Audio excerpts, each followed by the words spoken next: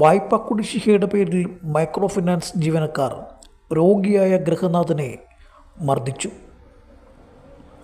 Loan അടയ്ക്കാൻ വൈകിയതിൻ്റെ പേരിൽ കോട്ടയം പനമ്പാലം സ്വദേശി സുരേഷിനെ വീട്ടിലെ സ്വീകരണ മുറിയിലെ പ്രതിമയെടുത്താണ് ജീവനക്കാർ തലക്കടിച്ചത്.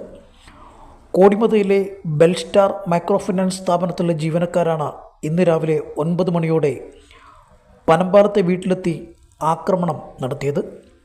സംഭവവുമായി ബന്ധപ്പെട്ട കോട്ടയം പന്നമറ്റം സ്വദേശിയായ ജാക്സണെയാണ് പോലീസ് കസ്റ്റഡിയിലെടുത്തത്.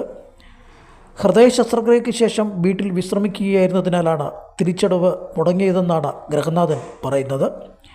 എന്നാൽ പണമില്ലെന്ന് മനസ്സിലായതോടെ പ്ലാസ്റ്റർ ഓഫ് പാരീസ് കൊണ്ട് നിർമ്മിച്ച പ്രതിമയെടുത്ത് ജീവനക്കാരൻ സുരേഷിൻ്റെ തലയ്ക്കടിക്കുകയായിരുന്നു.